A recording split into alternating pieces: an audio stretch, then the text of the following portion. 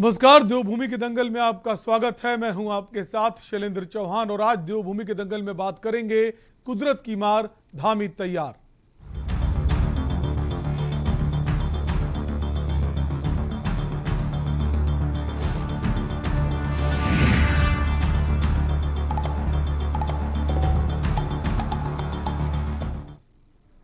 उत्तराखंड में लगातार हो रही आफत की बारिश ने जनजीवन पूरी तरह से प्रभावित कर दिया है।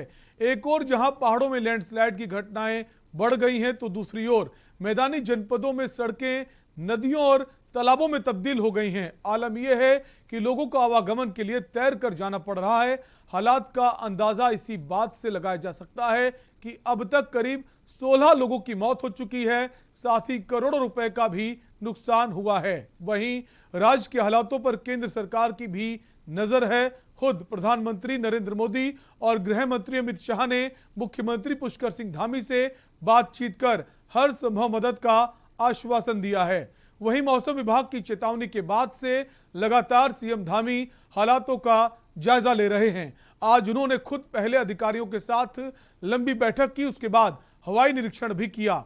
इन सबके बीच राज्य में सियासत भी गर्मा गई है। आज इसी पर चर्चा करेंगे, उससे पहले ये रिपोर्ट देखिए।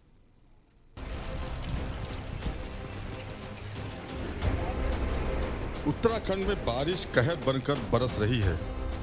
कुमायूं से लेकर गढ़वाल तक बारिश ने आफत मचा रखी है। हालात का अंदाजा इस बात से लगा सकते हैं कि अब प्रभावित क्षेत्रों में सेना से 3 हेलीकॉप्टर लगाए जा रहे हैं। वहीं आज मुख्यमंत्री पुष्कर सिंह धामी ने आपदाग्रस्त क्षेत्रों का हवाई निरीक्षण भी किया। जानकारी के मुताबिक अब तक 16 से ज्यादा लोगों की मौत हो चुकी है। इन सब के बीच मुख्यमंत्री पुष्कर सिंह धामी ने अधिकारियों के साथ भी बैठक कर अधिकारियों को मदद पहुंचाने के निर्देश दिए हैं। साथ ही राज्य के हालातों पर केंद्र सरकार भी नजर बनाए हुए है। खुद प्रधानमंत्री नरेंद्र मोदी और गृह मंत्री अमित शाह ने मुख्यमंत्री पुष्कर सिंह धामी से बातचीत कर हर संभव मदद का आश्वासन दिया है। इस स्थिति में सभी को धैर्य बना के रखना है, सारे लोगों को संयम बरतना है और सरकार हर स्थिति में हर संभव सहायता करने के लिए तैयार है। माननीय प्रधानमंत्री जी ने भी पूरी तरह से यहाँ के लिए हर संभव सहायता का आश्वासन दिया है। उन्होंने हर तरीके से कहा है और हवाई जो हमारी वायुसेना है वो भी अपने हेलीकॉप्टर यहाँ पर भेज रही है और जो लोग जहाँ भी फंसे हैं हम उनको सबको निकालने की कोशिश कर रहे हैं।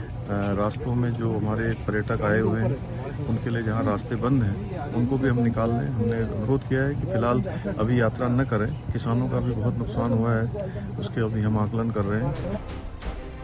वहीं राज्य में आई आपदा पर सियासत भी गर्मा गई है। दरअसल कांग्रेस का आरोप है कि सरकार यदि पहले से पूरी तैयारी कर लेती तो हालात इतने जटिल न होते। वहीं आम आदमी पार्टी ने भी सरकार पर जमकर हमला करते हुए प्रभावितों को उचित मुआवजा दिए जाने की सरकार से मांग की है। कांग्रेस प्रदेश प्रभारी देवेंद्र यादव ने पार्टी के सभी कार्यकर्ताओं और पदाधिकारियों से आपदा प्रभावित लोगों की मदद करने का आह्वान किया है। साथ ही दिल्ली के मुख्यमंत्री अरविंद केजरीवाल ने भी पार्टी कार्यकर्ताओं से जनता की मदद की अपील की है। आपदा का पूर्वानुमान होने के बावजूद भी सरकार आपदा प्रबंधन में पूरी तरह से फेल रही, जिससे हमें भारी जानमाल का नुकसान उठाना पड़ा। सरकार को चाहिए कि पीड़ितों को तत्काल मुआवजा दे और घायलों को उचित उपचार दे। आम आदमी पार्टी के शीर्ष नेता माननीय अरविंद केजरीवाल जी और प्रदेश प्रभारी दिनेश मोहनिया जी ने उत्तराखंड की सुरक्षा के लिए भगवान बद्री विशाल बाबा केदारनाथ से प्रार्थना करते हुए हमने भी अपने पूरे संगठन को निर्देशित किया है कि पीड़ितों की हर संभव सहायता की जाए और हर संभव सहायता के लिए हमारे कार्यकर्ता। तो दैवीय आपदाओं में तो पहले से पता चल जाता है कि दैवीय आपदा आने वाली है, बरसात में आती है। तो क्या कांग्रेस के राज्य में जब आपदाएं आई तो कांग्रेस का फेलियर मानेंगे? उन्हें दिक्कतें आती हैं। लेकिन आप ये देखिए, माननीय मुख्यमंत्री पुष्कर सिंह धामी जी ने जिस तरह से एकदम उस अलर्ट को पॉजिटिविटी के साथ लिया और कह दिया कि कोई भी यात्रा जहां है वहीं स्थिर कर दी जाए, यात्री अपनी जगह से ना हिलने। तो इससे अच्छी खबर ये आई कि कोई यात्री इस पूरी यात्रा में हताहत नहीं हुआ, किसी को कोई जान माल का नुकसान नहीं हुआ। और रही बात जहाँ पे बादल फटे हैं, जहाँ पर कुछ दिक्कतें आई हैं, उन दिक्कतों का बादल कहीं भी फट सकता है, वो दैवीय आपदा है, कहीं भी फट सकता है। अगर किसी गांव में कहीं फट जाता है तो उस पर तो किसी का रोक नहीं है, किसी का बस नहीं है। लेकिन कांग्रेस इतना नीचे गिर जाती है अपना राजनीतिक स्वार्थ लेने के लिए कि उसे झूठ बोलने से भी कोई गुरेज नहीं होता। कुल मिलाकर भारी बारिश से उत्तराखंड में जान माल का भारी नुकसान हुआ है। हालांकि सरकार पूरी तरह से सतर्क होने का दावा कर रही है, लेकिन फिर भी देखना होगा कि मुख्यमंत्री की सतर्कता और केंद्र का भरोसा आगे कितनी उत्तराखंड की मदद करता है। साथ ही सरकार कब तक प्रभावितों तक मदद पहुंचाएगी और कब तक प्रभावितों को मुआवजा दिया जाएगा, ये भी देखना दिलचस्प होगा कि इन सब के बीच विपक्ष किस तरह से अपनी जिम्मेदारी का निर्वहन करता है। देहरादून से के न्यूज इंडिया के लिए अंकित काला की रिपोर्ट। तो एक तरफ आपदा तो दूसरी तरफ सियासत। जहां एक तरफ आपदा की वजह से लोग परेशान हैं, लोग घरों में कैद हैं, वहीं राजनीतिक पार्टियां सियासत कर रही हैं। कांग्रेस पार्टी का आरोप है कि अगर पहले से आपको जानकारी थी तो आपने उचित कदम क्यों नहीं उठाए, आप और ज़्यादा बेहतर तैयारी कर सकते थे। इसी पर हम चर्चा करेंगे। हमारे साथ कुछ खास मेहमान हैं, सबसे पहले आपका उनसे परिचय करा देते हैं। कांग्रेस पार्टी से राजेंद्र शाह हैं, प्रदेश महामंत्री हैं। सर, स्वागत है आपका। इसके अलावा पीसी थपलियाल हैं, यूकेडी के वरिष्ठ नेता हैं। सर, आपका भी स्वागत है।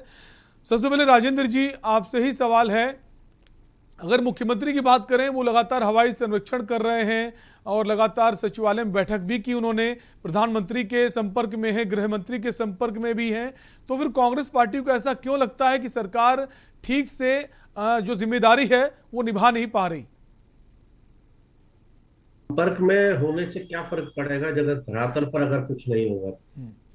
संपर्क आप किसी से भी रखिए, आपको एक हफ्ते पहले ये सूचना आ गई थी कि बहुत ज्यादा भारी बरसात होने जा रही है और उन 2 दिनों के लिए आपको जो तैयारी करके रखनी चाहिए थी, मैं समझता हूँ उसमें आप पूर्ण रूप से फेल हो गए। यात्रा का जहां तक सवाल है, देखिए, यात्रा के लिए आपको जब पहले सूचित किया जा चुका था तो जो यात्रा का पड़ाव, तो आप ऋषिकेश में लोगों को रोक सकते थे, आप श्रीनगर में लोगों को रोक सकते थे, लेकिन उसके बावजूद भी जो है जोशीमठ तक लोग पहुंच गए। और आपके जो लोग हैं, जो अब कौन लोग थे, किनके कहने पर जो है आपने उनको जो है आगे बढ़ने दिया, आगे जाने दिया। और घटनाएं जहां तक सवाल है, देखिए, ये इसमें कोई दो राय नहीं है, ये पहाड़ है, पहाड़ में इस तरह की घटनाएं घटती हैं, स्वाभाविक है। लेकिन उसकी तैयारी जब आपको जानकारी मिल गई है तो पहले से कम आपको तैयारी करके रखनी थी ना। और ऐसे में जितनी जो कैजुअलिटीज वगैरह होती है, अगर आप थोड़ा सा प्रिकॉशन रखें तो इतनी कैजुअलिटी नहीं होती। लेकिन ये कहीं ना कहीं, देखिए, सरकार का जो तंत्र है और जो सरकार है, कहीं ना कहीं हिला हवाली और ढीला ढाला मामला तो है ही। अगर ये ठीक हुआ होता तो आज ये स्थिति भी नहीं होती। लेकिन राजेंद्र जी, हमने देखा कि जब अयोध्या दौरे पर थे मुख्यमंत्री पुष्कर सिंह धामी, 2 दिवसीय दौरा था, उस दौरान वो अयोध्या से वो लगातार फोन से संपर्क में थे, जितने भी अधिकारी थे सबको दिशा निर्देश कर दे रहे थे। तो मुख्यमंत्री के तौर पर वो जिम्मेदारी तो ठीक से निभा रहे हैं। नहीं, अब देखिए, अब वो कहाँ से क्या निर्देश, दिशा निर्देश दे रहे थे, लेकिन मेरा ये कहना है कि पांडुकेश्वर में लोगों को जाने क्यों दिया गया, पांडुकेश्वर का। और फिर पांडुकेश्वर क्या ऐसी जगह है पांडुकेश्वर में जहां पर जो है यात्रियों को रोका जा सकता था? और जब आपको पता है कि 6000 से ज्यादा लोग केदारनाथ, केदारपुरी में पहुंच चुके हैं, तो सबसे पहले आपको उन 6000 लोगों का रेस्क्यू करना चाहिए था ना। वो तो चलिए, ईश्वर की कृपा है, केदार बाबा का आशीर्वाद है कि कोई घटना नहीं घटी। इतने लोगों में अगर वहां कोई घटना रास्ते में रामबाड़ा से ऊपर या भीमबली में, नैनचुली में, बड़ी नैनचुली में कहीं अगर इस तरह की घटना घटती तो देखिए दुखद होता ना। ये हमारा ये कहने का मतलब नहीं है, हमारा तो सिर्फ ये कहने का मतलब है कि समय पर जानकारी मिल गई थी, तो दिशा निर्देश किसको दिए, कहाँ दिए उन्होंने, उन दिशा निर्देश। हमारे साथ विपिन केंधोला साहब हैं, बीजेपी प्रवक्ता हैं, उनसे ही जवाब ले लेते हैं। विपिन जी, बहुत बहुत स्वागत है आपका। राजेंद्र शाह जी का आरोप है कि जब आपको जानकारी पहले मिल गई थी तो इतनी लेट लतीफी क्यों की गई, पहले से तैयारियां कर ली जानी चाहिए थी। देखिए, जैसे ही सरकार को रेड अलर्ट का पता था, उसके अनुसार सरकार ने जो अन्य जो समय से जो 2-3 दिन पहले परसों से भी जो ऊपर को जा रहे थे उनको रोकने का काम किया। और इसी केस से ऊपर किसी को ज्यादा जाने नहीं दिया गया। जो लोग बीच में चले गए थे, जो लोग देवप्रयाग के ऊपर चले गए थे, जो रुद्रप्रयाग के ऊपर चले गए थे, उन लोगों को भी पांडुकेश्वर से नीचे भेज दिया गया और उनको उचित और सुरक्षित स्थान में उनको रहने की व्यवस्थाएं प्रशासन के द्वारा की गई। उन्होंने कहा, अगर जो आपका होटल नहीं है तो हम सब लोग आपका शासन आपका होटल करा देगा। निश्चित रूप से देखिए, ये विषम भौगोलिक परिस्थितियों का प्रदेश है। हम सब लोग जानते हैं कि आपदा यहाँ पर आती रहती है, और आपदा अब इसमें आपदा ऐसी भी है कि नैनी नैनी नैनी जो हमारी नैनी झील है उसमें ओवरफ्लो पानी हो जाता है। आपदा ऐसी भी आ जाती है कि बादल फट जाता है, किसी गांव के ऊपर तो बादल फट जाता है। यहाँ तो हम यात्रियों को रोकने में सफल हो रहे हैं। यहाँ हमने 4,000 यात्री जो हैं उनको रोक करके जो 2,000 यात्री और हैं उनको निकालने का काम सरकार की एनडीआरएफ एसडीआरएफ की टीमें कर रही हैं। प्रधानमंत्री जी और केंद्र सरकार भी इस पर अपनी निगाहें बनाए हुए है। हर चीज पर समय समय पर सरकार से इस आपदा को लेकर के पूछ भी रही है। मुख्यमंत्री से प्रधानमंत्री जी की बात हुई और कहा है कि जो भी आवश्यकताएं प्रदेश की सरकार को चाहिए आपदा में, वो हम देने को तैयार है। निश्चित रूप से सरकार ने जहां पर भी इस प्रकार की संभावनाएं की बड़ी घटनाएं ना हो, उनको रोकने का काम किया। जैसे आज ही कह रहे थे कि जो मृत्यु हुई है, जहां बादल फट गया है, गाँव के ऊपर बादल फट गया, वहां पर तो पता नहीं है सरकार को कि क्या होने वाला है। तो दैवीय आपदा है, इस आपदा विपिन जी, सवाल ये कि जो बादल फट जाना, लैंडस्लाइड हो जाना, वो तो अलग बात है, लेकिन अगर बारिश ज्यादा हो रही, इसकी जो इन्फॉर्मेशन है मौसम विभाग अगर आपको एक हफ्ते पहले दे चुका है, तो एक हफ्ते पहले से तैयारियां शुरू कर देनी चाहिए थी। 2 या 3 दिन पहले से तैयारियां शुरू की गई। देखिए, बिल्कुल तैयारियां शुरू थी। इससे पहले मुख्यमंत्री की आपदा प्रबंधन कंट्रोल रूम से पहले हमारे आपदा मंत्री भी आपदा कंट्रोल रूम में गए। उन्होंने भी एनडीआरएफ एसडीआरएफ के जिलाओं में एनडीआरएफ एसडीआरएफ उन सब लोगों से बात की, और यात्रा भी चल रही है। हमको बड़ी मुश्किल से हाई कोर्ट से यात्रा खोलने का बहुत लंबे जद्दोजहद के बाद, कानूनी लड़ाई के बाद प्रदेश को मौका मिला। यात्रा भी चल रही है। लोग भी बाहर के जो हैं उनको भी सुरक्षित रखना है, अपने लोगों को भी सुरक्षित रखना है। सरकार को जब पता चला कि जो हमारे जो गंगा किनारे के जो शहर हैं, जो घाट, तो वहां पर भी वहां के नगर निगम, नगर पालिका और ग्राम पंचायत के द्वारा अलर्ट कर दिया गया था। लेकिन जो मृत्यु की बातें हैं, जहाँ पर देखिए अभी रामगढ़ में बादल फटा है, तो वहां पर उस गांव के अंदर बादल फटा है। हम सब लोग को श्रद्धांजलि भी अर्पित करते हैं आपके चैनल के माध्यम से। लेकिन आपदा कहाँ से आ जाए, ये दैवीय आपदा है, इसके बारे में किसी को पता नहीं। जैसे कोविड है, इसके बारे में किसी को पता थोड़ी ना किस प्रकार से। ठीक है, हमारे साथ पीसी थपलियाल जी हैं, यूकेडी के वरिष्ठ नेता हैं। पीसी थपलियाल जी, अगर जो आपदा आई है, 2 दिन से लगातार बारिश हो रही है, कई लोगों की मौतें भी हो गई हैं, जो सरकार का जो काम करने का तरीका है, जो प्रशासन और जो एसडीआरएफ है, एनडीआरएफ है, वो अपनी भूमिका सही तरीके से निभा रहा है, आपकी पार्टी क्या सोचती है? देखो, कालांतर से उत्तराखंड का आपदाओं से चोली दामन का साथ रहा है। हमने बहुत बड़ी बड़ी आपदाएं आज से या कालांतर 100 वर्ष पहले से यहाँ पे आपदा ही आपदा आती रही हैं, क्योंकि ये हिमालय जो है, हमारा राज्य हिमालयी राज्य है, और हिमालय के हम मध्य हिमालय में जो ये हलचल मची हुई है, जिस तरह से हमारे हिमालय में उत्तराखंड के जो ये कच्चे पहाड़ हैं, इन पहाड़ों के लिए सबसे बड़े बैरी बनकर आई है ऑल वेदर रोड। इनके लिए बैरी बनकर आई है वो सुरंगें जो रेल के लिए खुद रही हैं। इनके लिए बैरी बन के आ रही है वो सुरंग जो देहरादून से एक टिहरी को बनने जा रही है। यानी पहाड़ को उजाड़ने का पूरा नीतिगत फैसला ले चुके हैं। आप पहाड़ों में मत जाइए। देहरादून में लोग खून के आंसू रो रहे हैं। स्मार्ट सिटी के नाम पे जिस तरह से देहरादून को उजाड़ के रखा हुआ है, इन लोगों के पास जो सिस्टम है वो सिस्टम इनका कंप्लीट फेल्यूर है। ये लोग फोनों के शब्दों के सौदागर हैं, और शब्दों के सौदागर के माध्यम से ये लोग कहते तो हैं कि साहब फोन कर दिया, लेकिन जमीन में वो फोन जब चलता है ऊपर से नीचे तक, तो आखिरी एक आदमी होता है वो जेसीबी चलाने वाला। अरे तुम्हारे पास कितनी जेसीबी वहां पे परमानेंट कई जगह लगी हुई हैं, और बीच में जिस तरह से यातायात का दबाव रहता है, और उस स्खलन को किस तरह से जेसीबी साफ करती है, इनके फोन कॉल और इनका प्रेशर, इनको अलर्टनेस, इनकी उछल कूद, उससे कोई फर्क नहीं पड़ता। अब तो ऐसा हो चुका है कि हर चीज मानो जादू की छड़ी लेकर इनका मुख्यमंत्री बैठा हुआ है। लेकिन पीसी थपलियाल साहब, आपने ऑल वेदर रोड का जिक्र किया। अगर ऑल वेदर रोड बनती है तो उसका फायदा तो सबको मिलेगा ना। देखिए, ऑल वेदर रोड पहले भी थी। मैं ये नाम रखते हैं ऐसा कि जिस नाम से लोग सोचते हैं कि अब बिल्कुल, जब ये ऑल वेदर रोड बना रहे थे, नाम रख रहे थे, तो हम क्या सोच रहे थे? हम जो मूल रूप से इस उत्तराखंड की पीड़ा को जानने वाले, हम जानते हैं कि भगवान राम भी ऑल वेदर रोड नहीं बना सकता। भूस्खलन होगा ही होगा, इन कच्चे पहाड़ों पर हमेशा भूस्खलन होगा। और इस ऑल वेदर रोड में जो इन्होंने चौड़ाई की है सड़कों की, हम बोलते थे कि इनको 10 मत करो बहुत ज्यादा चौड़ा, अली अंदर तक उजाड़ोगे तो पर्वत स्खलन होगा ही होगा। तो वो सुनते तो है नहीं। इन्होंने अपना जो ये सोच रहे हैं कि धन्ना सेठों के लिए जिस तरह से रोड का चौड़ीकरण करने की इनका जो सपना है, वो सपना कभी पूरा होने वाला नहीं है। ठीक है, तो आपके सवाल का जवाब जानने की कोशिश करेंगे विपिन जी से। जैसा आपका कहना है कि विकास के नाम पर पहाड़ों को उजाड़ा जा रहा है, एक ब्रेक के लिए रुकेंगे, फौरन लौटेंगे।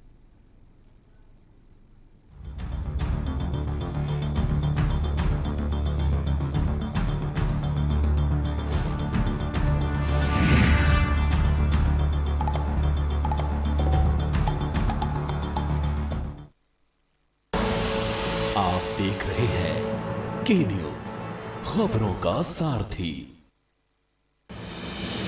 राज्य में खेल प्रतिभाओं की खोज एवं खिलाड़ियों को प्रोत्साहित करने, उन्हें अंतर्राष्ट्रीय स्तर की सुविधाएं व प्रशिक्षण दिलाए जाने के उद्देश्य से उत्तराखंड सरकार द्वारा रायपुर स्पोर्ट्स कॉलेज को अंतर्राष्ट्रीय खेल विश्वविद्यालय के रूप में विकसित किए जाने का निर्णय लिया गया है। इस विश्वविद्यालय को अंतर्राष्ट्रीय स्तर की आधुनिक सुविधाएं व इंफ्रास्ट्रक्चर उपलब्ध कराया जाएगा, ताकि सुविधाओं के अभाव में कोई खेल प्रतिभा दबी न रह जाए।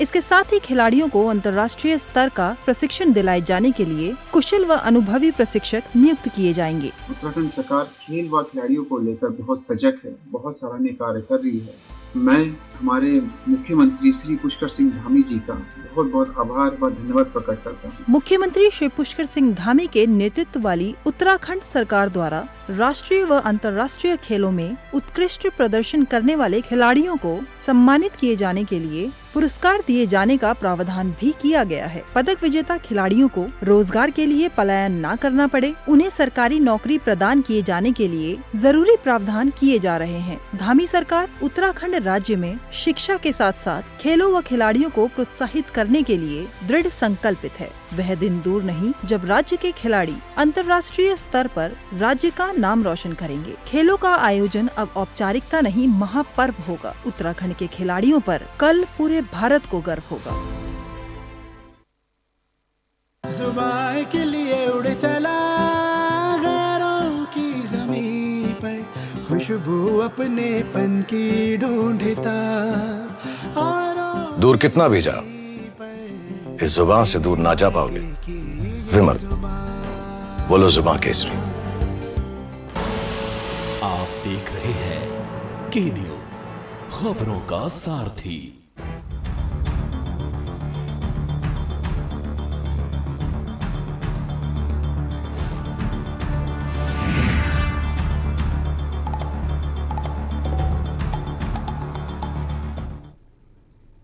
ब्रेक के बाद आपका स्वागत है। आप देख रहे हैं देवभूमि के दंगल और हम बात कर रहे हैं लगातार जो पिछले 2 दिनों से बारिश हो रही उत्तराखंड में, अब आपदा में सियासत भी शुरू हो गई है। जो विपक्षी पार्टियां, उनका आरोप है कि अगर आपको पहले से पता था तो आपने तैयारी क्यों बेहतर नहीं की। हम इसी पर चर्चा कर रहे हैं। इससे पहले आपको सीधे देहरादून ले चलेंगे, जहां पुष्कर सिंह धामी मुख्यमंत्री जो हैं इस वक्त अधिकारियों के साथ बैठक कर रहे हैं। सीधी तस्वीरें आपको दिखा रहे हैं देहरादून से। मुख्यमंत्री पुष्कर सिंह धामी बैठक कर रहे हैं अधिकारियों के साथ।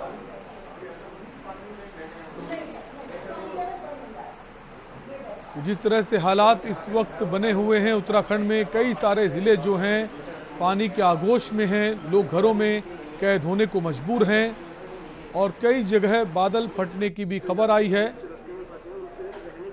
हाँ, नहीं, उनमें मैंने अभी गोपेश्वर के पास इस प्रकार के मेरे पास भी दूरभाष पर यात्रियों का फ़ोन आया था मैंने वहाँ डीएम चमोली से बात की है, वो ज़रूरी इंतजाम कर रहे हैं, क्योंकि जेसीबी इत्यादि अभी सभी लगे हैं, लेकिन भारी बरसात के कारण से अभी वो काम थोड़ा कठिन हो रहा है, लेकिन हम सभी को निकालेंगे। हमने अभी सभी श्रद्धालुओं से, पर्यटकों से, आने वाले यात्रियों से, सभी से हम अनुरोध भी कर रहे हैं कि अभी जब तक आगे से यहाँ से सूचना नहीं मिले पूरी तरह से, जब तक क्लियरिटी ना हो, तब तक यात्रा अभी न करें। मैं सबसे अनुरोध करता हूँ, अपील करता हूँ। जानकारी दी है, क्योंकि लगातार केंद्र सरकार की भी नजर है। कल अमित शाह जी का भी फोन आया। देखिए, हमारा माननीय प्रधानमंत्री जी, गृह मंत्री जी प्रदेश को लेकर लगातार उनकी संवेदनशीलता यहाँ के लिए बनी हुई है। लगातार उनकी निगरानी में, उनके मार्गदर्शन में उन जो भी स्थिति है, उस स्थिति को बताया है कि यहाँ पर इतना सारा नुकसान हो गया है, यहाँ पर लोग फंसे हुए हैं, जगह जगह पर अभी भारी बरसात हो रही है, जल भराव हो गया है, किसानों का भी नुकसान हुआ है। सारी स्थिति से अवगत करवा दिया। देखिए, अभी बारिश काफ़ी तेज़ है और उसके कारण से काफ़ी नुकसान हुआ है। जगह जगह पर पुल टूट गए हैं, जगह जगह पर घर टूट गए हैं। लोग विभिन्न स्थानों पर, सुरक्षित स्थानों पर भी उनको लाया जा रहा है। पानी बहुत जगह बारिश हुई है और लोग रास्तों में भी रुके हुए हैं। तो मुख्यमंत्री पुष्कर सिंह धामी का कहना है, सरकार पूरी तरह से सतर्क है, सक्रिय है, जहां भी लोगों को नुकसान पहुंचा उसको दूर करने की कोशिश में। सीधे आपको कुशीनगर ले चलेंगे, जहां मुख्यमंत्री योगी आदित्यनाथ क्या कुछ कह रहे हैं, आपको सुनाते हैं। और दक्षिण पूर्व एशिया के उन तमाम देशों के साथ सीधे सुविधा जोड़ने के साथ ही नेपाल, मित्र राष्ट्र नेपाल के साथ भी अंतर्राष्ट्रीय वायु सेवा को जोड़ने का एक अवसर प्राप्त होगा। ये एक अवसर है हम सबके सामने। जब प्रधानमंत्री जी ने आज से 3 वर्ष पहले, 4 वर्ष पहले जो बात कही थी कि उड़ान योजना ये विकास की उड़ान है, विकास के लिए एक नई उड़ान है, और हवाई चप्पल पहनने वाला भी अब हवाई जहाज की यात्रा कर पाएगा। उत्तर प्रदेश में इसके साक्षात दर्शन हो सकते हैं। उत्तर प्रदेश वर्तमान में देश के अंदर सर्वाधिक एयरपोर्ट को संचालित करने वाला, सर्वाधिक एयरपोर्ट पर कार्य करने वाला राज्य है। हमारे वर्तमान में 8 एयरपोर्ट फंक्शनल हैं। 2017 के पहले केवल 2 एयरपोर्ट फंक्शनल थे, एक लखनऊ का और दूसरा वाराणसी का। अब इसके साथ ही उत्तर प्रदेश में कल से प्रधानमंत्री जी के उद्घाटन के साथ ही 9वां एयरपोर्ट फंक्शनल होता हुआ दिखाई देगा। और तो यूपी सीएम योगी आदित्यनाथ इस वक्त कुशीनगर पहुंचे। इंटरनेशनल एयरपोर्ट बनकर तैयार है, जिसका उद्घाटन प्रधानमंत्री के द्वारा होना है, उसी का निरीक्षण करने पहुंचे। तो वापस हम आएंगे। देवभूमि के दंगल में हम बात कर रहे थे, इस वक्त जो हालात बने हुए हैं उत्तराखंड में, लगातार बारिश हो रही है और जो अधिकारी हैं उनको भी मुख्यमंत्री ने कहा है कि जहां जहां दिक्कतें हैं, परेशानियां, वहां खुद पहुंचे और लोगों को नुकसान ना पहुंचे, इसकी पूरी कोशिश की जाए। इसी पर बात कर रहे हैं। वापस हम आएंगे। हमारे साथ हमारे संवाददाता दानिश अली जुड़ गए देहरादून से। दानिश, अगर देहरादून की बात करें, सुबह जो मौसम था काफी खुला हुआ था, इस वक्त अगर देहरादून की बात करें, इस वक्त क्या हालात है देहरादून में?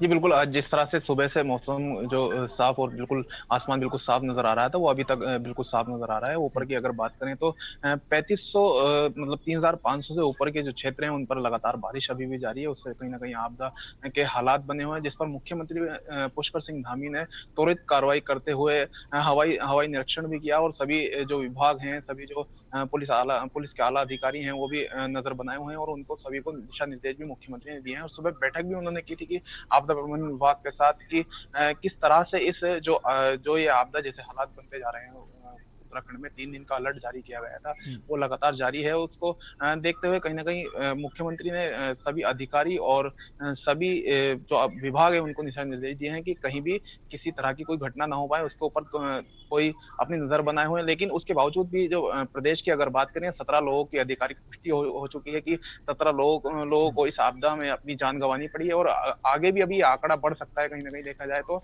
जैसे कि नैनीताल से खबरें आ रही हैं कि 5 लोगों की अभी भी वहां पर मौत, जो भूस्खलन में मौत हो चुकी है। तो कहीं ना कहीं देखा जा रहा है तो ये आंकड़ा बढ़ने वाला है इस चीज को देखते हुए। लेकिन मुख्यमंत्री पुष्कर सिंह धामी इस पर नजर बनाए हुए हैं। जी दानिश, जैसा आपने कहा कि आंकड़ा बढ़ने वाला है, वो तो बात की बात है, लेकिन जो खबर ये भी आ रही है, मुख्यमंत्री ने कुछ देर पहले ये भी कहा था कि बारिश जो है वो शायद रात तक थम जाएगी। तो कह सकते हैं रात तक का अलर्ट ज़्यादा ज़रूरी है, और उसके बाद चीज़ें सामान्य होने लगेंगी, ये हम मान सकते हैं। जी बिल्कुल, 3 दिन का अलर्ट जारी किया गया था, तो कहीं ना कहीं अभी जो बाकी जो 12 घंटे अगर देखा जाए, तो अब जो आगे के जो ये 10 से 12 घंटे लगभग जो रहे हैं, उनमें कहीं ना कहीं उसके बाद एक राहत की सांस उत्तराखंड को देखने को मिलेगी, क्योंकि मौसम विभाग ने 3 दिन का अलर्ट जारी किया गया था। उसके बाद कहीं ना कहीं देखने को मिलेगा कि इस सामान्य जो चीजें हैं, जो आपदा जैसे हालात हैं, वो सामान्य होते नजर आएंगे। जी बिल्कुल, आने वाले 10-12 घंटे जो बहुत महत्वपूर्ण हैं और आपको एहतियात बरतने की ज़रूरत है। विपिन जी, ब्रेक से पहले जैसा कि पीसी थपलियाल जी कह रहे थे कि विकास के नाम पर पहाड़ों को उजाड़ा जा रहा है, और सिर्फ विकास के नाम पर आप इस तरह का काम नहीं कर सकते ताकि आपदा को और अवसर मिले, क्या कहेंगे? देखिए, पीसी थपलियाल जी तो बात करते हैं कि विकास के नाम पर, अब विकास नहीं करेंगे, सड़क नहीं ले जाएंगे, गांव-गांव में सड़क नहीं बनाएंगे, तो गांव के लोग कहेंगे कि भाई सड़क नहीं बनाए, फिर पीसी थपलियाल जी भी कहेंगे कि गांव में सड़क नहीं गई, है ना। अब अगर जो देखिए सड़क पहुंचानी है, तो थोड़ा बहुत इसमें जो भूस्खलन होता है वो आता है। लेकिन मैं अभी एक वीडियो देख रहा था, जब अभी हम ब्रेक में थे, और वो गांव के बीच का वीडियो है। आप देखेंगे कि गांव के बीच के 2 मकान जो हैं बिल्कुल ध्वस्त होते हुए नजर आ रहे हैं, गांव के अंदर के मकान, तो वहां कौन सी सड़क बन रही? आप विकास के नाम पर, विकास को आप नहीं ले सकते कि विकास के कारण आप अभी कह रहे थे कि ऑल वेदर सड़क, हमने कहा कि ऑल वेदर सड़क, ऑल वेदर सड़कें ऑल वेदर नाम इसलिए उसको दिया गया है। पहले थोड़ा स्टडी करेंगे तो पता चलेगा। देखिए, ऑल वेदर सड़क इसलिए है कि जो डामर हम बनाते थे, जो डामर की सड़कें पहले हमारे उत्तराखंड में बनती थी, क्योंकि यहाँ पर क्लाइमेट बिल्कुल कहीं पर 0 टेम्परेचर हो जाता है, और जो डामर की सड़कें होती हैं उसमें पानी जम जाता है, स्केट करता है। इस कारण उत्तराखंड के अंदर ऐसे टेक्निक की सड़कें बनाई गई, ऐसी टेक्निक की डामर किया जाए जो ठंड में भी टूटे ना, और बरसात में क्या होता है कि पहाड़ों में फ्लो बनता है, उसके कारण डामर उखड़ जाता था, इसलिए ऑल वेदर सड़क। कुल मिलाकर विकास भी जरूरी है, और विकास के साथ साथ पर्यावरण को भी बचाना है, और जो भौगोलिक स्थिति उस तरह से विकास होना चाहिए। आप सभी मेहमान हमारे साथ बने रहिए, एक ब्रेक के लिए रुकेंगे और ब्रेक के बाद वापस हम इसी पर चर्चा करेंगे।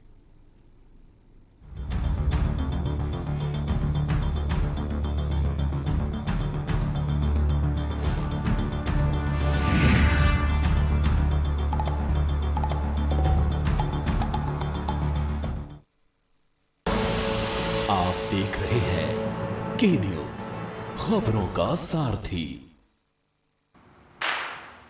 10 हफ्ते 10 बजे 10 मिनट, 10 हफ्ते 10 बजे 10 मिनट, डेंगू हट 10 हफ्ते 10 बजे 10 मिनट, दिल्ली से हट। इस बार भी पानी जमा न होने देंगे, होगा तो उड़ेल देंगे, बदल देंगे, तेल डाल देंगे, नो इफ नो बट। 10 हफ्ते 10 बजे 10 मिनट, डेंगू हट 10 हफ्ते 10 बजे 10 मिनट, दिल्ली से हट, चल हट परे हट चल हट, और डेंगू दिल्ली से हट। इस बार भी डेंगू को हराना है। 10 हफ्ते 10 बजे 10 मिनट फिर से अपनाना है। हर रविवार डेंगू पर वार। 10 हफ्ते 10 बजे 10 मिनट, डेंगू हट 10 हफ्ते 10 बजे 10 मिनट, दिल्ली से हट। जुबान के लिए उड़ चला गैरों की ज़मीं पर, खुशबू अपने पन की ढूंढता, और दूर कितना भी जाओ, इस जुबान से दूर ना जा पाओगे। विमल, बोलो जुबान केसरी।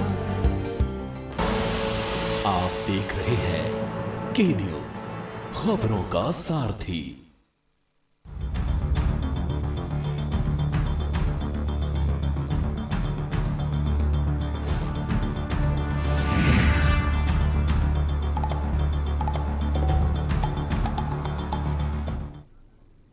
ब्रेक के बाद एक बार फिर आपका स्वागत है। आप देख रहे हैं देवभूमि का दंगल, और हम बात कर रहे हैं पिछले 2 दिनों से लगातार जिस तरह से बारिश हो रही है। बारिश ने लोगों का जीवन अस्त व्यस्त कर दिया है। कई लोगों की मौतों की खबर भी आ रही है। वहीं मुख्यमंत्री की अगर बात करें, वो लगातार प्रयास में कि ताकि लोगों को नुकसान ज़्यादा ना पहुंचे, लगातार अधिकारियों को निर्देशित भी कर रहे हैं। और इसी पर हम बात करें, वापस हम पीसी थपलियाल जी के पास आएंगे। पीसी थपलियाल जी, जैसा कि आप कह रहे थे कि पहाड़ों को उजाड़ा जा रहा है विकास के नाम पर, तो विकास भी ज़रूरी है और नुकसान ना पहुंचे वो भी ज़रूरी है। ये पहाड़ के जो विशेषज्ञ हैं, जो हमारा एक बहुत बड़ा डिपार्टमेंट हमारे रुड़की यूनिवर्सिटी में है, IIT में, वो हमेशा अलर्ट करते रहे हैं कि भाई जो तुम चौड़ी सड़क बना रहे हैं, बड़ा आवाज उठ रही है इस समय कि जो ये सुप्रीम कोर्ट में चले गए, ये नहीं मान रहे हैं, ये 12 मीटर की रोड बनाएंगे ही बनाएंगे। क्योंकि हम ये कह रहे थे कि अगर 10 मीटर की रोड रखी जाए, क्योंकि अभी अब बहुत चौड़ी रोडें पहाड़ पे बनाई जाएंगी तो कच्चे पहाड़ दरकेंगे। हाँ, विकास अभी क्या विकास पहले से नहीं हुआ? 70 सालों से रोडें बन रही हैं उत्तराखंड में और धीरे धीरे ऐसे ही बढ़ गई है कि गांव-गांव रोड से कनेक्टेड हो रहा है, इसमें कोई दो राह नहीं है। और ऊपर से पहाड़ खाली भी हो चुका है। तो वहां रोड तो इसलिए बनती है कि वहां पे कमीशन का जो एक अच्छा खासा कमाई होती है नेताओं की, इसके कारण उनके जो है, आप स्विट्जरलैंड में जाइए, हम स्विट्जरलैंड के मैं गांव-गांव घुमा, वहां क्या उत्तराखंड से 100 गुना ज्यादा विकसित है स्विट्जरलैंड, लेकिन वहां पे रोड 100 गुना कम है स्विट्जरलैंड में। वहां रोप वे से कनेक्टेड है हर जगह। तो यहाँ पे तुम रोड खोद खोद के क्या करने जा रहे हो? हमें मालूम है कि कहाँ और क्यों ये सब कुछ हो रहा है। ये जो आप ये बताओ, सुरंग खुदेंगी इस कच्चे पहाड़ में जो ट्रेन के लिए, तो क्या ये हमारे लिए समस्या खड़ी नहीं करेगी? क्या पहाड़ में ट्रेन सफल होगी? यानी कर्णप्रयाग तक पहुंचते पहुंचते कौन यात्री मिलेंगे इनको? उससे पहले तो गाड़ी मोटर में पहुंच जाएंगे लोग। किस स्पीड से ट्रेन जाए, ये कुछ भविष्य इनके नजर में है ही नहीं। ये लोग जो कोई भी निर्णय ले रहे हैं, इनका अभी आप मुख्यमंत्री जी ने ये कर दिया, वो कर दिया, लेकिन आप चेंज देखिए, चीफ इंजीनियर, उसके बाद सुपरिटेंडेंट इंजीनियर, उसके बाद एग्जीक्यूटिव इंजीनियर, उसके बाद असिस्टेंट इंजीनियर, और तब जेई साहब का आगे होगा एक ठेकेदार। अगर वो ठेकेदार के लिए तुम कितनी बड़ी चेन बनाने जा रहे हो, बाकी काम करने वाला तो कोई है नहीं। हम निश्चित रूप से आज जो वर्किंग फोर्स है, वो वर्किंग फोर्स की चिंता किसी को नहीं है। गाल बजाई राजनीति ने इस राज्य का बेड़ा गर्क कर दिया है। एक राज्य आज चौराहे पे खड़ा है। हम अगर विकास हुआ इस राज्य का तो युवा क्यों भाग रहा है? ये सवाल मेरे भारतीय जनता पार्टी के नेताओं से है। ठीक है, क्या राजेंद्र जी, जैसे पीसी थपलियाल साहब बोल रहे हैं कि विकास करने का जो तरीका है वो गलत है और उसकी वजह से भी जो लगातार लैंडस्लाइड होती हैं, आप रोडों को बहुत ज्यादा चौड़ा करते हैं, उसका भी कहीं ना कहीं फर्क पड़ता है। कितना सहमत हैं आप? देखिए, एक बात है, विकास तो होना चाहिए, इसमें कोई दो राय नहीं है, लेकिन कहीं ना कहीं देखिए थोड़ा बहुत ये बात उनकी भी वाजिब है। अब मैं अगर ऑल वेदर रोड की बात करूं तो देखिए, तोता घाटी में एक जगह है तोता घाटी, आपने 18 दिन पहले बंद करी, 28 से 30 दिन बंद करी, और जो विस्फोटक पदार्थों से जो वो पहाड़ उड़ाया आपने उस एक महीने में, वो बड़ा दुखदाई है। और बहुत स्पष्ट तरीके से कोर्ट के आदेश है कि बहुत ज्यादा जो है भारी भरकम जो है बारूद लगाकर पहाड़ों को नहीं उड़ाया जाएगा, कटिंग करके पहाड़ों को जो है सड़क को चौड़ा किया जाएगा। और उसके बावजूद ये 12,000 करोड़ की जो रोड है, ऋषिकेश से लेकर इधर चाहे आप गौरीकुंड तक कहें और चाहे उधर से आप जो है वो बद्रीनाथ तक कहें, मुझे ये लगता है कि जितना चौड़ीकरण होना चाहिए था तरीके से उतना चौड़ीकरण तो हुआ नहीं है। जहां जहां ठेकेदार को बढ़िया पत्थर मिल गया, वहां ठेकेदार ने उसको बहुत ज्यादा चौड़ा कर दिया। जहां पत्थर नहीं था वहां सड़क, अभी भी देख लीजिए आप, ऋषिकेश से लेकर, और मैं कहना चाहता हूं आपसे, ऋषिकेश से लेकर ब्यासी के बगल तक जरा सा आप सड़क को नाप लीजिए। और पहली बार जो मेरे अपने, जब तक मेरा जो जितनी मेरी उम्र है, मैंने पहली बार देखा कि जो भेड़ होते हैं, जो मतलब दूसरी साइड होती है, एक तो कॉर्नर साइड होती है, एक दूसरी साइड, उस साइड में दीवार लगाकर पहली बार सड़क को चौड़ा किया जा रहा है, पहली बार मैंने देखा। और उस सड़क को फिर उस दूसरे कोने से नापा जा रहा है। ये बहुत बड़ा कहीं ना कहीं जो है ये 12,000 की करोड़ की जो तो राजेंद्र जी, क्या आपको ऐसा लगता है जो कॉन्ट्रैक्टर्स होते हैं उनकी लेबर कॉस्ट ज्यादा आती है अगर वो पहाड़ को कटिंग के जरिए हटाते हैं, और अगर विस्फोट हम करते हैं तो हमें लेबर कॉस्ट कम आती है? ये भी बड़ा कारण है जिस तरह से ज्यादातर जो पहाड़ों को विस्फोट के साथ हटाया जाता है। हालांकि सुप्रीम कोर्ट ने रोक जरूर लगाई लेकिन उसको फॉलो नहीं किया जाता। नहीं, देखिए फॉलो कहाँ किया गया है। सुप्रीम कोर्ट का एक आदेश और है कि उसके बगल में आप कहीं भी रोड के बगल में भारी मशीनें लगाकर आपने वहीं पर जो है पत्थर को चूरा किया, आपने वहीं पत्थर की कटिंग करी, आपने वहीं रोड़ी बनाई। अरे भैया, ये 12,000 करोड़ कहाँ गए? आपने पत्थर कहीं और से दिखाया है, कहां से पत्थर आया? कहीं से पत्थर नहीं आया। जहां जहां मजबूत पत्थर था, आज भी मैं आपसे कह रहा हूं कि कोई भी इसकी जांच कर ले, जहां आपको 15 से 17 20 मीटर चौड़ा अगर दिखाई देगा तो वहां आपको बढ़िया मजबूत पत्थर दिखाई देगा। वहीं से पत्थर तोड़ा, वहीं से पत्थर की रोड़ी बनाई, और ये 12,000 करोड़ रुपया तो स्वाह हो गया। ठीक है, ये कहीं ना कहीं जो है इस रोड में बहुत बड़ा घोटाला है। अब ये तो बात की बात है। अब मैं तो सिर्फ आपदा की बात कहना चाह रहा हूं। अभी हमारे भाई कह रहे थे कैथोला जी, देखिए पांडुकेश्वर जहां पर है, अब ये तो भगवान की कृपा है, बद्रीनाथ केदारनाथ की कृपा है कि कोई घटना वहां नहीं घटी है। मैं तो भगवान से ये प्रार्थना करूंगा कि कोई घटना न घटे। लेकिन जिस पांडुकेश्वर की आप बात कर रहे हैं, वहां इतने लोग इकट्ठे नहीं हो सकते। जिस व्यक्ति ने ये निर्णय लिया कि पांडुकेश्वर में यात्रा को रोका जाए, वहां ठहराया जाए, ये गलत निर्णय है। यात्रा को 3-4 पड़ाव में या तो आप ऋषिकेश रोक देते, या आप श्रीनगर रोक देते, रुद्रप्रयाग रोक देते, जोशीमठ और जोशीमठ से आगे तो यात्रा को जाने नहीं दिया जाना चाहिए। और यहाँ केदारनाथ ऊपर गुप्तकाशी से आगे भी यात्रा को नहीं जाने देना चाहिए। अब आप एक बात लगाइए ना, देखिए पिछली बार 2013 में कितनी बड़ी घटना घटी। वहां पर 5 से 7 हजार लोग रामबाड़ा में खड़े थे, इतने ही लोग पैदल ऊपर चल रहे थे। अगर इतने लोग नहीं चल रहे होते तो इतनी बड़ी घटना नहीं घटती। अब आप लगाइए 6,000 लोग केदारपुरी में उपस्थित थे। अगर कोई खुदा ना खास्ता कोई इस तरह की अगर वो आपदा अगर वहां होती तो कितनी दिक्कत आ सकती। इसलिए हमारा ये कहना है कि देखिए प्रिकॉशन होना चाहिए और सिस्टम से होना चाहिए। आपको टाइमली पता लग गया था, बिल्कुल तो थोड़ी सी लापरवाही हुई है। कैथोला जी, जैसा कि कह रहे हैं राजेंद्र जी, पहले से ही ऋषिकेश और रुद्रप्रयाग में रोक लेना चाहिए था, जोशीमठ तक नहीं जाने देना चाहिए था। क्या कहीं ना कहीं आप मानते हैं प्रशासन की तरफ से बड़ी लापरवाही है, एक बड़ी घटना भी हो सकती थी? देखिए, यात्रा जो करने का तरीका है, यात्रा में अगर कोई केदारनाथ गया तो रुद्रप्रयाग, कोई बद्रीनाथ जाना तो रुद्रप्रयाग, और उसके बीच में यात्री होता है, उसका ऋषिकेश में कैसे रोका जा सकता है? अंतिम ट्रैफिक पांडुकेश्वर में ही है, पांडुकेश्वर से ऊपर ही जहाँ पर आजकल हम कोविड महामारी है जो सोच ने हमें आदेशित किया है, वहीं पर पांडुकेश्वर से ही सारे कागजात किए जाते हैं यात्रियों के। तो वहीं से ऊपर जिसके पास अगर जो डॉक्यूमेंट पूरे नहीं है तो उन्हें वापस भेज दिया जाता है, जिनके पास डॉक्यूमेंट उन्हें आगे भेजा जाता है यात्रा के लिए। तो अंतिम पड़ाव है वहाँ पर पुलिस चौकी जो है, उसके बाद बद्रीनाथ नजदीक है वहाँ से, तो इसलिए वहां पर भी अलर्ट था और जगह जगह पर अलर्ट था। ऐसा नहीं है अभी यात्री जो बीच में थे वही यात्री बीच में थे जिनको नीचे से ऋषिकेश से जाने नहीं दिया। मुझको खुद व्यक्तिगत कई लोगों के फोन आए कि भैया हमको वहां पर ऊपर जाना है। मैंने कहा भैया मैं खुद नहीं किया, मेरा भी एक कार्यक्रम था, पार्टी का कार्यक्रम जो प्रयाग में था, मैं खुद नहीं किया, मुझे नहीं जाने दिया। उन्होंने कहा कि नहीं आप नहीं जा सकते। तो इसलिए ये कहना कि कहीं पर भी असावधानी थी, ऐसा नहीं है। सरकार ने समय रहते सावधानी पूर्वक काम करने का काम किया है। और अगर जो पीछे जाएंगे आपदा में तो 2013 में भी सरकार को पता था कि आपदा आने वाली है। अब मैं अगर जो कहूंगा तो कहेंगे हमारे समय की बातों पर मील मेक निकालने, मैं मील मेक निकालने नहीं जा रहा हूँ। 2013 में तो आपको पता था, IIT रुड़की तक ने कह दिया था कि भाई बड़ी आपदा है, मौसम विभाग ने कह दिया था बड़ी आपदा है, फिर भी आपने उसको नहीं लिया। यहाँ तो सरकार ने संजीदगी से काम किया है।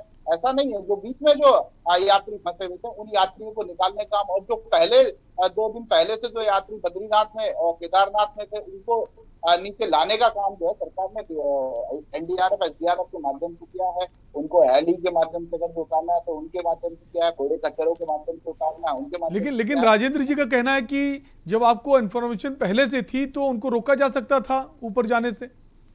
देखिए जो लोग, आप देखिए ना, जो लोग 4 दिन से पहले वहां मौजूद हैं, 3 दिन से पहले वहां मौजूद है, अभी 1 दिन के लिए तो कोई जाता नहीं है। उत्तराखंड के लोग हैं, हम भी खुद, हमको भी 3 दिन वहां, अगर जो मुझे यात्रा करने जाना है तो मुझे आज जाना है, कल मैं वहां रुकूंगा, परसों रुकूंगा, 3 या 4 दिन में वापस आता हूँ। तो जो बाहरी प्रदेश के लोग हैं, जो बाहर के लोग हैं, लगभग 2 या 3 दिन, 4 दिन स्टे करते हैं। तो जो 4 दिन पहले से वहां पे मौजूद थे, 3 दिन पहले से वहां पे मौजूद थे, 2 दिन पहले से वहां पे मौजूद थे, उनको रेस्क्यू किया गया। और जो नए यात्री थे उनको तो 2 दिन, ये 2 दिन पहले से ही जो है रेड अलर्ट कर दिया गया था। 2 दिन पहले से ही ऋषिकेश की जो मुनस्यारी चौकी है तपोवन से, वहां से ऊपर जाने नहीं दिया जा रहा था किसी को। अगर जो कोई लोकल आदमी है, किसी का घर श्रीनगर है, किसी का देवप्रयाग है, तो वहां पर लोकल व्यक्तियों को, लोकल लोगों को, लोकल नागरिकों को जाने के अलावा जो बाहर के लोग थे, बाहर की टैक्सी थी, बाहर के जो टेम्पो ट्रेवल थे, यात्री थे, उनको जाने नहीं दिया गया। ये आप नहीं कह सकते जो वहां बीच में थे, उन जो 4 दिन तक, 6 दिन से, हफ्ते भर से वहां पे रह रहे हैं, उन लोगों को सबको रेस्क्यू। ठीक है विपिन जी, आज कांग्रेस पार्टी ने यह भी कहा है कि जो आपदा प्रभावित क्षेत्र हैं, जहां जहां स्थिति ठीक नहीं है, कांग्रेस पार्टी सभी अपने कार्यक्रम स्थगित करती है और सभी कार्यकर्ताओं को आदेशित करती है, आह्वान करती है कि जो प्रभावित लोग हैं इस आपदा से, उन तक जाए और मदद देने की कोशिश करे। तो हालांकि प्रशासन की तरफ से पूरी कोशिश की जा रही है, क्या आपकी पार्टी कार्यकर्ता, जनप्रतिनिधि वहां जाने की कोशिश कर रहे हैं? देखिए अच्छी बात है, सब लोगों को जाना चाहिए, कांग्रेस के लोगों को भी जाना चाहिए, अन्य दलों को भी जाना चाहिए, क्योंकि हम एक राजनीतिक संगठन के साथ साथ हम सामाजिक व्यक्ति भी हैं। और हमारा दल तो 24 घंटे, देखिए आपदा के समय पर आपने देखा। सर सवाल ये, बीजेपी की तरफ से कोई ऐसी घोषणा, आह्वान, अपील की गई बीजेपी की तरफ से कि आप लोग भी जाएं लोगों के बीच मदद के लिए? बीजेपी की तरफ से जितने भी जिला अध्यक्ष हैं, वहां के जितने भी मंडल के लोग हैं, तमाम लोग वहां पर जो निवास कर रहे हैं, जो हमारी यूनिट है, उनको अलर्ट कर दिया गया, उनको बता दिया गया है कि वहां पर जो भी लोग फंसे हैं उनकी मदद करनी चाहिए, और वो मदद कर भी रहे हैं। जब आपदा आई, आप देखेंगे कोरोना में हमारे कार्यकर्ताओं ने सेवा ही समर्पण के माध्यम से किस प्रकार के काम किए। सब लोगों को पता है कि भारतीय जनता पार्टी ने राजनीतिक दल के साथ साथ सामाजिक दल एक कैसा होता है, एक सामाजिक हमारा औरा कैसा होना चाहिए, सामाजिक काम करते हैं, लेकिन भारतीय जनता पार्टी करती है। हमारे लोग तो रचनात्मक काम करते ही है, और अन्य दल भी करना चाहते तो करना भी चाहिए, क्योंकि हमारा समाज के प्रति दायित्व है, सभी दलों का इसका स्वागत है, और इस प्रकार के काम जो है प्रत्येक दलों को। ठीक है, पीसी थपलियाल जी, कांग्रेस पार्टी के कार्यकर्ता लोगों के बीच जा रहे हैं, आह्वान किया गया, अपील की गई बीजेपी के, जैसा कि कहा केंथोला जी ने कि उनकी पार्टी के भी जो कार्यकर्ता हैं वो पहुंच रहे हैं। यूकेडी का क्या उस पर है, क्या यूकेडी ने भी ऐसा कुछ ऐलान किया है कि जो कार्यकर्ता हैं, नेता हैं, लोगों के बीच जाए मदद के लिए? देखिए सबसे इम्पोर्टेंट है कि इस राज्य का भूगोल समझना, और भूगोल के साथ जो यहाँ का ह्यूमन रिसोर्स है, उस ह्यूमन रिसोर्स को इन भाजपा और कांग्रेस के बाड़े में नहीं बांध सकते आप। जनता का क्या योगदान होना चाहिए, ये तक इनकी समझ से परे है। किस तरह से जनता को इनको लगाना चाहिए। देखिए बीच में बोलने वाले भारतीय जनता पार्टी के नेताओं की आदत है। सवाल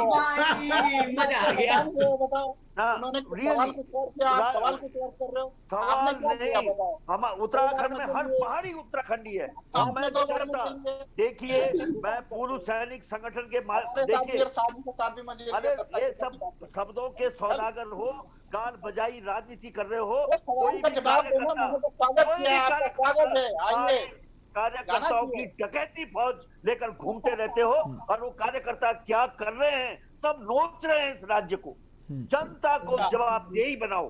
जनता, अब उतने बड़े पूर्व सैनिक, आज उत्तराखंड जिंदा है तो पूर्व सैनिकों के से जिंदा है, और पूर्व सैनिक आपदाओं का एक्सपर्ट होता है। उनको लगाओ, उनको ट्रेन करो, उनको लगाओ कि किस तरह से कहीं पे पांडुकेश्वर में आ जाए, कहीं पे श्रीनगर में आ जाए, कर्णप्रयाग में आ जाए, हर जगह तुम्हें फौजी मिलेगा। ये भारतीय जनता पार्टी के कार्यकर्ता ये क्या करेंगे? ये तो केवल घृणा फैलाने का, ये बांटने का काम करते हैं, बांटने का।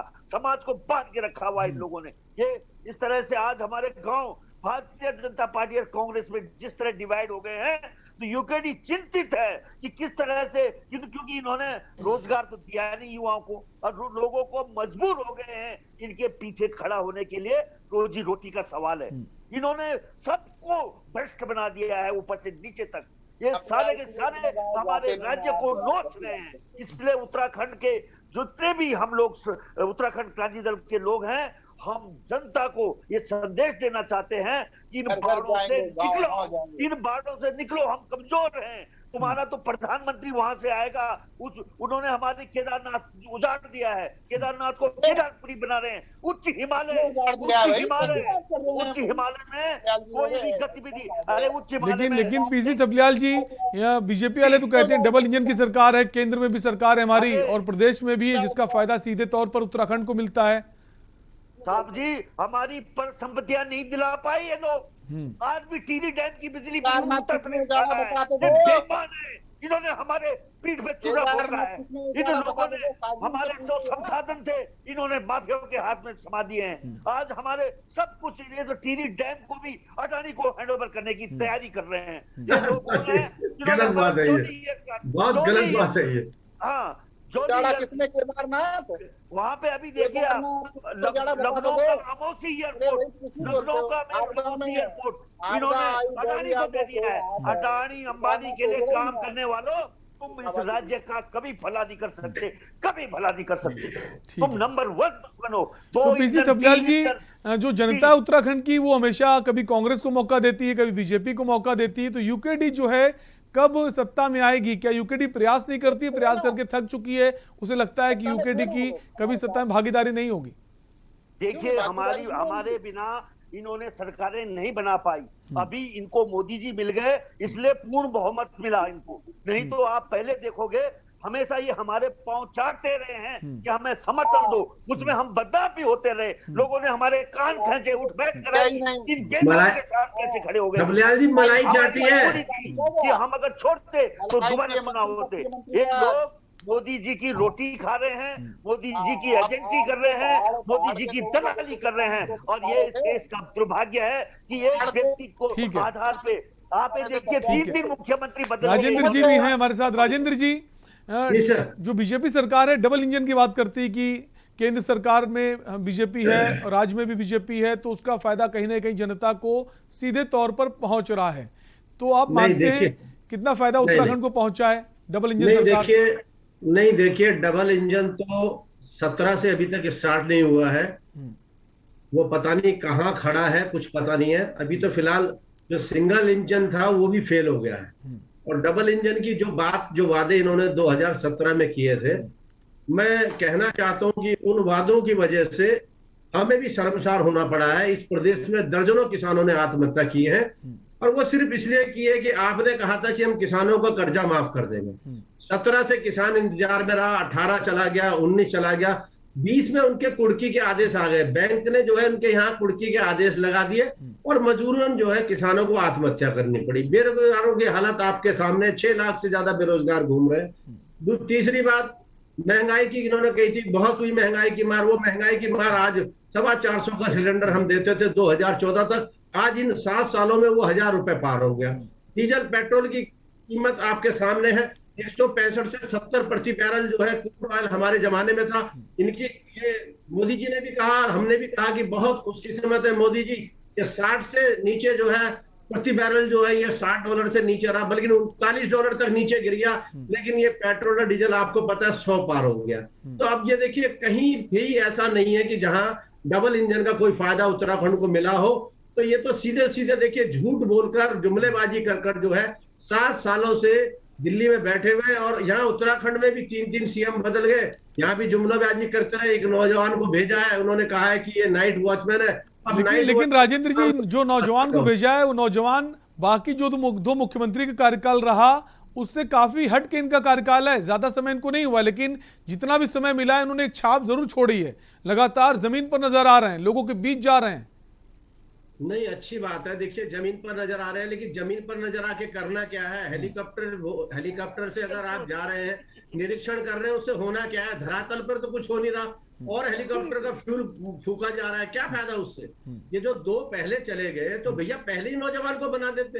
हम तो ये चाहते हैं, देखिए, काम चुनाव विकास पर होना चाहिए। 2001 की पहली अंतरिम सरकार बनी और 2022 अब आने वाला है। इन 2017 तक जो 4 चुनाव हुए, हर चुनाव भ्रष्टाचार के खिलाफ हुआ। विकास भी तो चुनाव होना चाहिए भाई।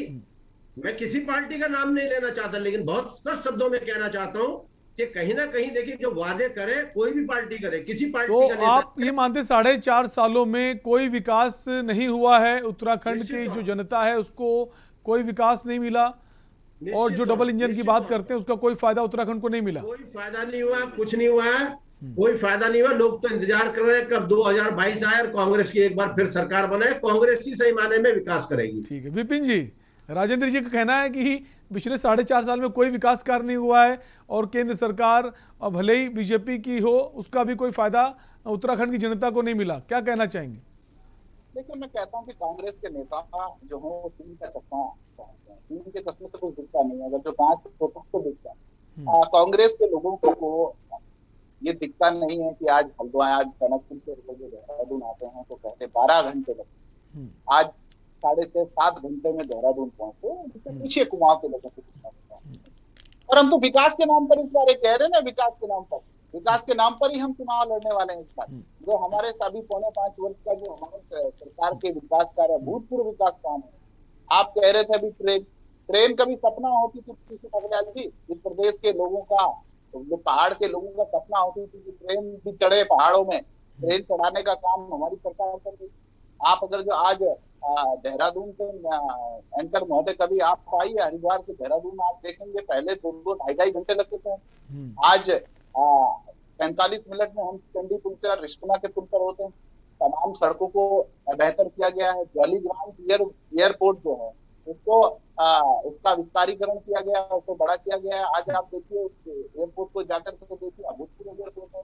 आप अगर जो बात करेंगे, देखे लोग बहुत सारी गारंटी देते हैं। ये पहला प्रदेश है उत्तराखंड देश का जिस प्रदेश के अंदर 23 लाख परिवार लगभग इस प्रदेश के अंदर निवास करते हैं, और 5 लाख का जो हमारा अटल आयुष्मान योजना है जिसके अंतर्गत 5 लाख तक की बीमा रिस्क कवर की प्रत्येक परिवार के को हमने गारंटी दी है, हेल्थ गारंटी दी है, उसको हमने काम करने का काम किया। आप अगर जो बात करें कि पहाड़ों की, और अगर जो रोजगार की बात करें तो जो वीर सिंह गढ़वाली, लेकिन वो कह रहे हैं अभी भी 5 लाख रजिस्टर्ड बेरोजगार हैं, अभी 5 लाख करीब रजिस्टर्ड बेरोजगार हैं। और ऑल वेदर रोड को लेकर जो बीजेपी बड़ी बड़ी बातें करती है, उनका कहना ऑल वेदर रोड में बड़ा घोटाला हुआ है, भ्रष्टाचार हुआ है, करीब 12,500 करोड़ रुपए जो हैं वो कहाँ खर्च हो गए कुछ पता ही नहीं। वो लोग देखिए, जो लोग भ्रष्टाचार करते हैं, जिन लोगों ने कोल घोटाला कर दिया, जिन लोगों ने कुछ छोड़ा नहीं, दूरसंचार घोटाला कर दिया, अरे जिन्होंने हेराल्ड घोटाला कर दिया, जो अपनी संपत्ति, अपना अखबार था कांग्रेस का, उसमें घोटाला कर दिया, तो लोग घोटाला ही दिखता है हर जगह। ये घोटाले वाले लोग घोटाला ही देखते हैं, लेकिन जनता देख रही है। हम तो विकास के नाम पर इस बार प्रदेश के चुनाव में जाने वाले हैं। जो हमारा अभूतपूर्व डबल इंजन की सरकार ने जो विकास किया उत्तराखंड में, अटल जी ने इस प्रदेश को, हमने कहा था कि अटल जी ने इस प्रदेश को बनाया है और भाजपा इस प्रदेश को संवारेगी, उसको संवारने का काम हम कर रहे हैं। आप अगर जो कांग्रेस के लोग कहते हैं कि हमने औद्योगिक इकाइयां स्थापित की तिवारी जी के टाइम पे, तो अगर जो औद्योगिक विशेष पैकेज का दर्जा भाजपा की सरकार न देती, जिसको छीन लिया इन्होंने 2010 में, जो 2013 तक था, तो इस प्रदेश को 2013 तक हमारी सरकार ने, जब हमारी एनडीए की सरकार थी, तब हमने विशेष राज्य का आर्थिक पैकेज दिया था, जिसके दम पर उत्तराखंड की नींव रखी गई, जिसके दम पर, ठीक है, जनता ने हमारी अंतरिम सरकार के बाद पहला मौका कांग्रेस को दिया, लेकिन जो पैसा भारतीय जनता पार्टी की सरकार ने, केंद्र की एनडीए की सरकार ने, अटल जी ने जो उत्तराखंड की नींव को मजबूत करने के लिए जो पैसा दिया, उस पैसे का जो विशेष पैकेज, आर्थिक पैकेज, तो विपिन जी, कांग्रेस पार्टी भी कहती है जब 2013 की आपदा आई थी तो कांग्रेस पार्टी भी एक सवाल करती, 2013 की जो आपदा आई थी उस वक्त जो फंड रिलीज किया गया था कांग्रेस पार्टी की तरफ से, उस फंड का कोई इस्तेमाल ही नहीं किया गया जब बीजेपी सत्ता में आई। 2013 में तो आपदा आई, 2012 में तो चुनाव हो गए थे, कांग्रेस की सरकार थी। आप कहाँ कौन से फंड की बात करें, कांग्रेस की सरकार थी। 2013 से 2017 तक तो कांग्रेस की सरकार थी। लेकिन वो जो फंड का इस्तेमाल करना था जब बीजेपी आई, उसने उस फंड का इस्तेमाल ही नहीं किया। देखिए 2000 क्यों नहीं किया, तमाम विकास कार्यों में, योजनाओं में जो है पैसा लगाया गया। मैं तो ये कह रहा हूँ ना कि औद्योगिक आर्थिक पैकेज क्यों हटाया आपने? 2010 आप किया, 2013 तक का, उसको 13 तक रहने देते, पहले तो बढ़ा करके देना चाहिए था। लेकिन विपिन जी, सवाल ये भी कि मुआवजा, जो आपदा प्रभावित लोग होते हैं उनको मुआवजे राशि का ऐलान तो कर दिया जाता है, लेकिन मुआवजा उनको मिलने में इतनी देरी क्यों होती है?